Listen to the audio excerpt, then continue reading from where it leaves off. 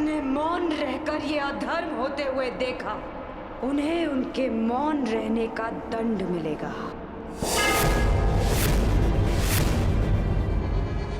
श्राप है ये अग्निसुता द्रौपदी का।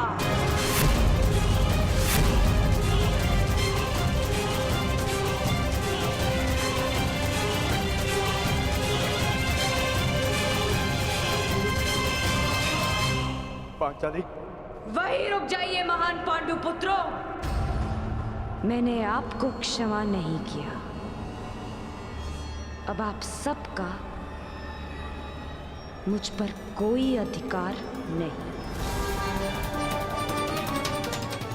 वो अधिकार आप पहले ही हार चुके हैं, और उसका प्रतीक है ये खुले हुए केश, जिन पर अब कभी चूड़ामणि नहीं सजेगी।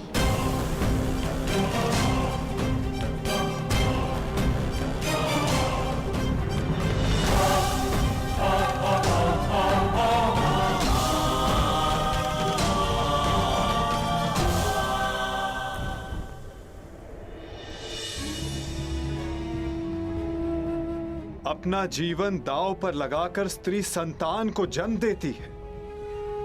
पुत्र के जन्म में अपना नया जीवन खोजती है।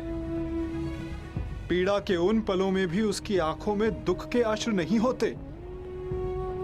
मुख पर प्रसन्नता, मन में संतोष होता है। और बदले में हम पुरुष उसे क्या देते हैं? पुरुष के किए गए हर कार्य का दंड अंततः स्त्री को भुगतना पड़ता है। क्यों? राम को दंड देने के लिए सीता का हरण होता है। सीता को ही अग्नि परीक्षा क्यों देनी होती है? युद्ध पुरुष करता है और पराजित स्त्री होती है।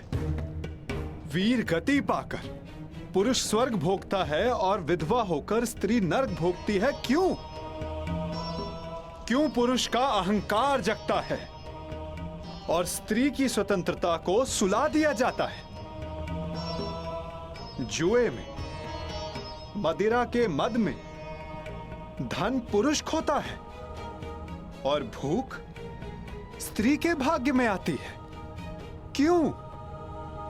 विवाह के पश्चात स्त्री सौभाग्यवती बनकर घर में आती है और उसके मस्तक पर सिंदूर के रूप में उसके पति की दासी होने का चिन्ह लगा दिया जाता है।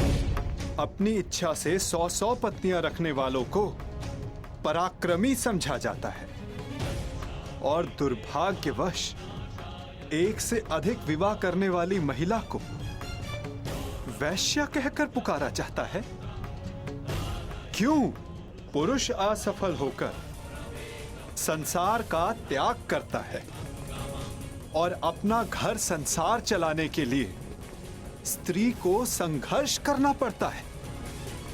क्यों हम पुरुषों के हर दुष्कर्म का फल स्त्री को भुगतना पड़ता है? जो जीवन देती है उसका अधिकार तो केवल आनंद, प्रसन्नता और सम्मान होना चाहिए। फिर उसका चीरहरण क्यों होता है? स्मरण रखना, जब तक स्त्री को मान, सम्मान और अधिकार मिलेंगे ये सृष्टि फलेगी, फूलेगी, विकास होगा। और जब जब स्त्री का मान भंग होगा, जब जब उसका अभिमान पुरुष के दम तले कुचला जाएगा, तब विनाश होगा। हर बार एक नए रूप में एक महासंग्राम होगा, एक महाभारत होगा।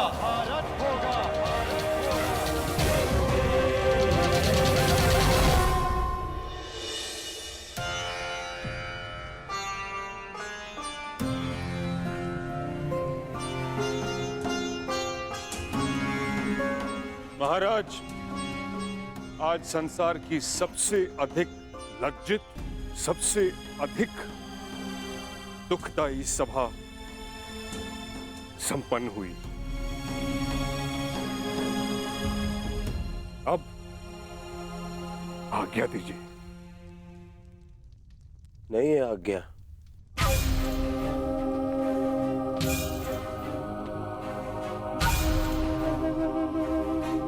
अब क्या शेष है?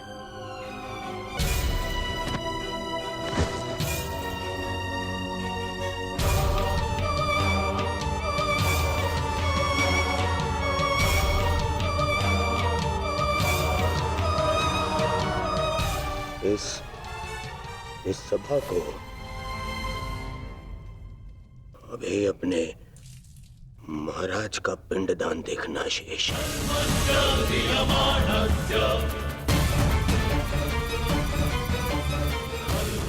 नारिकेलम समर्पयामि। ये क्या अनर्थ कर रहे हो दुर्योधन? अपने पिता का तर्पण कर रहे हो मेरे जीते जी। हाँ, आपका पिंडदान कर रहा हूं।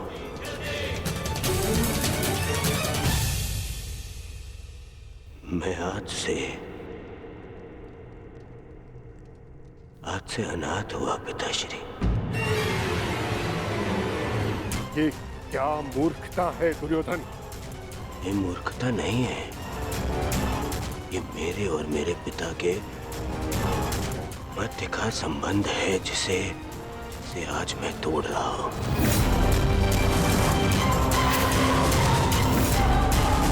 और आप इस संबंध से जुड़े हुए नहीं हैं,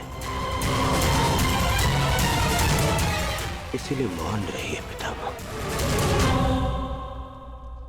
क्योंकि आज जो मेरे साथ हुआ उससे यही प्रतीत होता है कि मैं पिता विहीन हूं। एक पिता अपने संतान के लिए जीता है।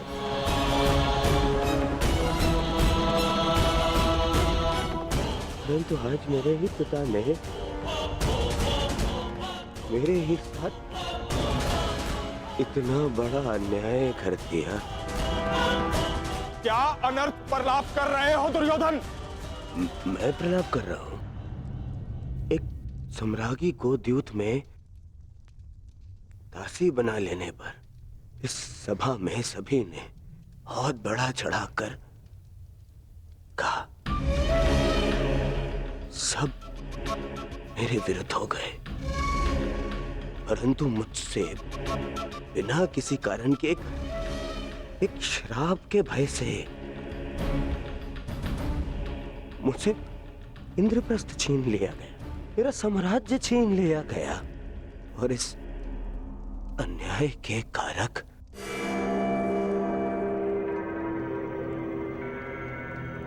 आप हैं पिता महाराज। पहले पितामह के कारण हस्तिनापुर का विभाजन होने दिया आपने, और आज एक श्राप के भय से मेरा जीता हुआ साम्राज्य छीन लिया। महामंत्री, वेदों के ज्ञाता, महाज्ञानी, मंत्र पढ़े। मैं आज अभी इसी क्षण अपने पिता का श्राद्ध करूंगा।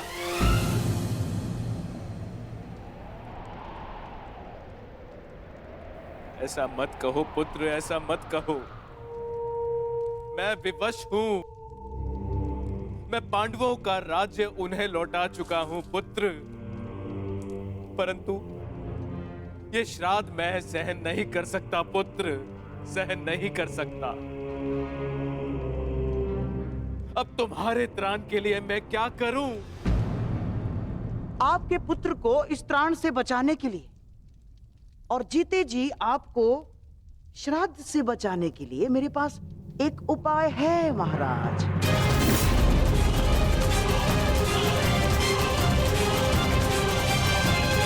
क्या मूर्ख कौरव इसी क्षण युद्ध चाहते हैं? प्रणिपात श्रीमान। महाराज ने आपको स्मरण किया है और लौटने के लिए निवेदन भी किया है। कह दो उनसे हम नहीं आएंगे। अब ना हमें उनका निमंत्रण स्वीकार है और ना ही निवेदन। ये निवेदन नहीं है अनुज। यदि ये निवेदन होता तो द्वार इस प्रकार बंद नहीं होता। ये आदेश है। तुम्हें आदेश और द्वार दोनों तोड़ दूंगा। हम लौटेंगे तो बस युद्ध के लिए। नहीं अनुज भीम, नहीं। ताश्री हमारे बड़े हैं। यदि उन्होंने आज्ञा दी है तो हमें जाना होगा। ये आज्ञा नहीं है भ्राताश्री, जाल है और हमें इसमें नहीं फंसना है। पांचाली यहां से जा चुकी है, व्यथित है। हमें उसे संभालना है। हमें इंद्रप्रस्थ जाना होगा भ्राताश्री। ये जाल है तो भी हमें धर्म के कारण जाना होगा।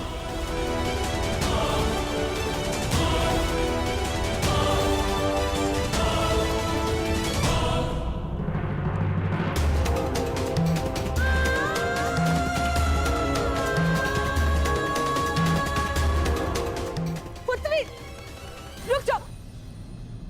इस अनर्थ का दंड अवश्य दिया जाएगा कौरवों को। यदि मन में क्लेश हो तो मुझसे बात करो, तुम्हारा मन हल्का हो जाएगा। परंतु इस तरह स्वयं को मत जलाओ।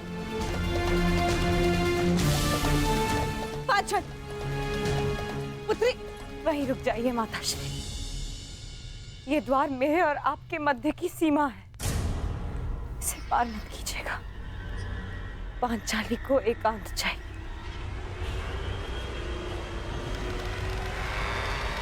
पुत्री!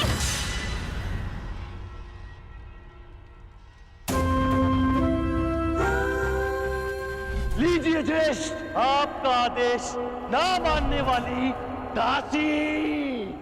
आओ दासी द्रौपदी, आकर मेरी गंगा में बैठो। आओ। वस्त्र हरण करो इस दासी का, जो हर 2 महीने में अपना पति बदले, जो स्त्री 5-5 के साथ शयन करे, उसे क्या कहा जाता है? बताओ कर्ण। शब्दकोश में 5-5 पुरुषों के साथ में संसर्ग करने वाली स्त्री को क्या कहते हैं? बोलो। वेश्या कहते हैं, वेश्या कहते हैं, वेश्या कहते हैं, वेश्या कहते हैं, वेश्या कहते हैं।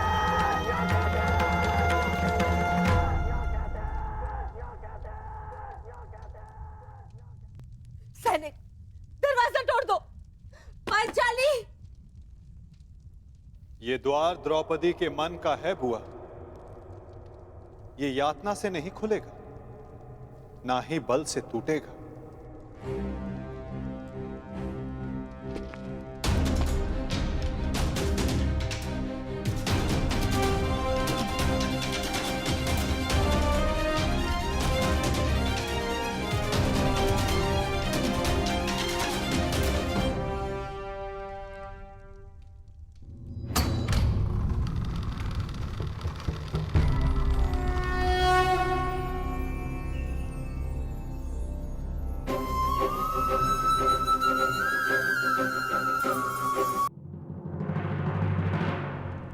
सखी,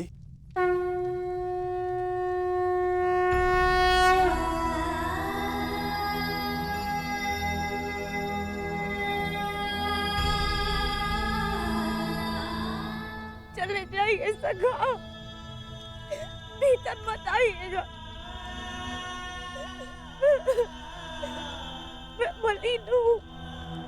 मलिन तो वो सोच है सखी जो तुम्हें मलिन समझे सखी, और मनुष्य तो भीतर से पवित्र होता है। तुम तो उस गंगा की भांति हो जो सबके पाप हरने के पश्चात भी मलिन नहीं होती। तुम पावनी पवित्र हो।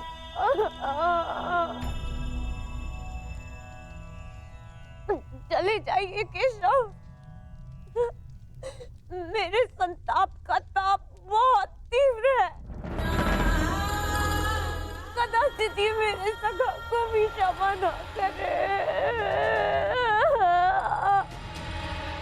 सखा हूं तुम्हारा, तुम्हारे सुख दुख हानि लाभ में बराबर का भागीदार हूं मैं। तुम्हारे सुख में आनंद किया और आज अपने हिस्से की पीड़ा तुमसे लेने आया हूं, तो अपने भागीदार को उसका अधिकार नहीं दोगी सखी?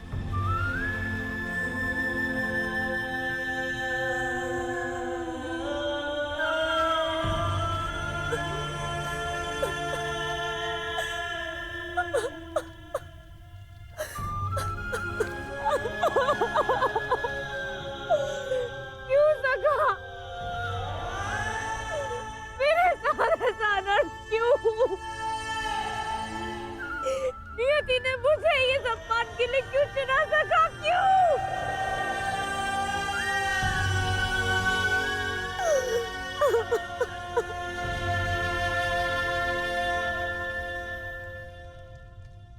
क्यों? ये क्यों बड़ा भयानक होता है सखी? क्योंकि हम इस क्यों के उत्तर को खोजते रह जाते हैं और अपना लक्ष्य खो बैठते हैं।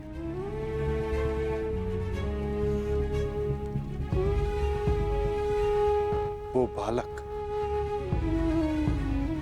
जिसने जन्म लेते ही अपने माता पिता को खो दिया,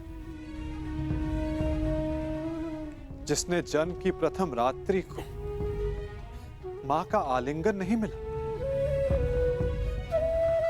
ज्वार खाती यमुना का आलिंगन मिला, यदि वो बालक नियति से इस क्यों का उत्तर मांगता, तो क्या मथुरा और गोकुल की नियति को बदल पाता?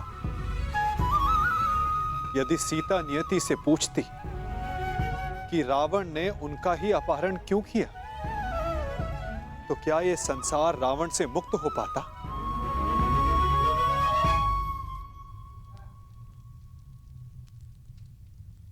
जो कल बीत गया सखी, यदि उसका दुख वर्तमान में मनाओगी तो अपने भविष्य को खो बैठोगी।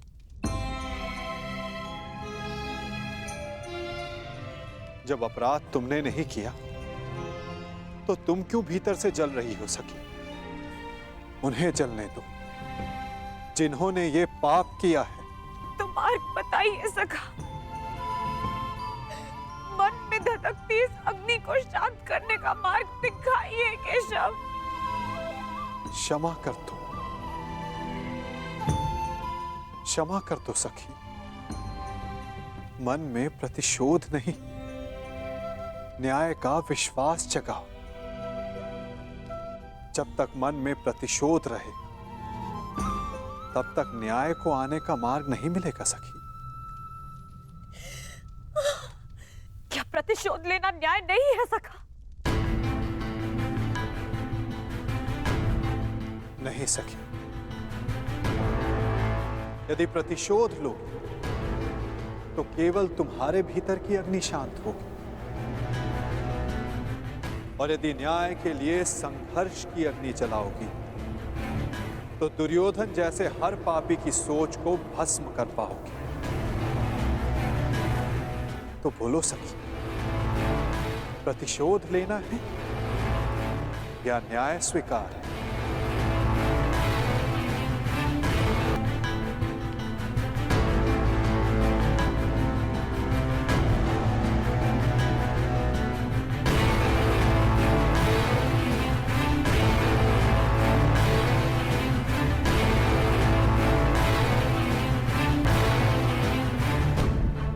प्रणिपात ताश्री, आदेश करें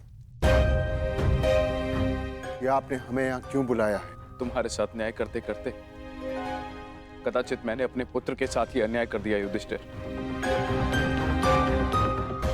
विजय की हुई वस्तु पर विजेता का ही अधिकार होता है युधिष्ठिर, चाहे वो युद्ध में हो या फिर जुए में। जो दुर्योधन ने जीता है उस पर उसी का अधिकार है, परंतु मैंने भावना में बहकर उससे वो सब छीनकर तुम्हें दे दिया। तो आप कहना क्या चाहते हैं ताश्री? ये चाहते हैं कि हम इन्हें इंद्रप्रस्थ दे दें। और मैं चाहता हूं कि मैं यही सारे कौरवों को मृत्यु दे दूं। मौन रहो भीम। मैं यहाँ न्याय का सबको बराबर का अवसर देना चाहता हूँ, ताकि कोई ये न कह डाले कि हस्तिनापुर में किसी के साथ अन्याय हुआ है। अब ये न्यायी सभा नहीं रही तातश्री, अन्यायी सभा हो चुकी है। ऐसा ना कहो अर्जुन। यदि ये अन्यायी सभा होती तो तुम सब दास होते ना। आप ये बताएं मामाश्री कि इसका हल क्या है? हल तो केवल एक ही है युधिष्ठिर, और एक दांव।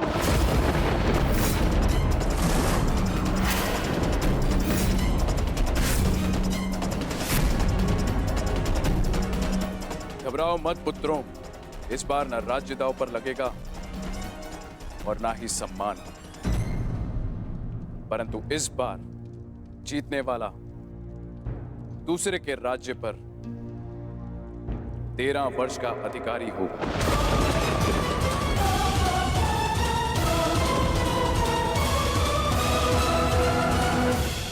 और हारने वाले को 12 वर्ष का वनवास और 1 वर्ष के अज्ञातवास पर जाना होगा। और हाँ, यदि इस अज्ञातवास में अज्ञातवासी पकड़ा गया या पहचान लिया गया तो फिर से 12 वर्ष का वनवास और 1 वर्ष का अज्ञातवास। बोलो पुत्र, स्वीकार है? न्याय का केवल एक ही मार्ग है जो शेष है, एक ही मार्ग है जो धर्म की ओर जाता है। धर्मराज, कहो, क्या स्वीकार है तुम्हें ये मार्ग?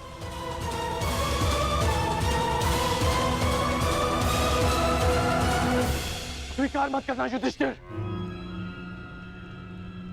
अस्वीकार कर दो ये दाव। अब धर्म के नाम पर एक और अधर्म मत कर बैठना।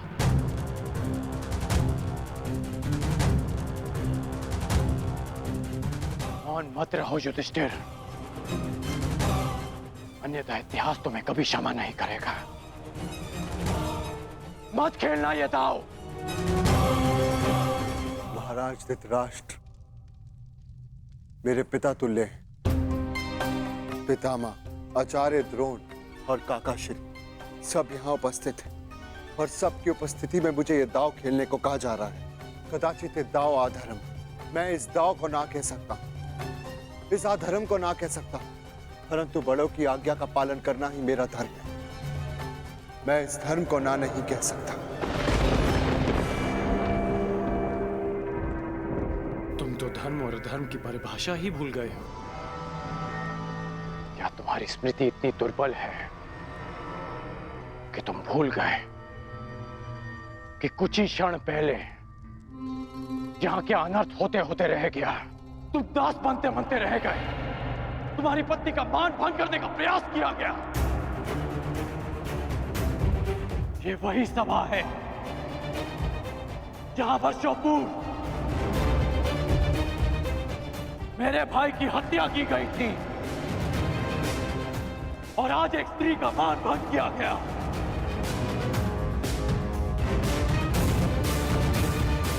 और तुम इस सभा में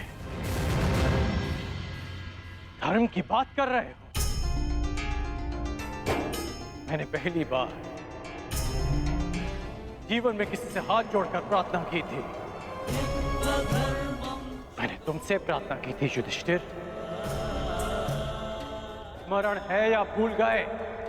राजकुमार युधिष्ठिर, आपका अवश्य यही सुझाव होगा। मुझे कुछ भी कहने का अधिकार नहीं कर्ण महोदय। मैंने दोबारा तुमसे प्रार्थना की।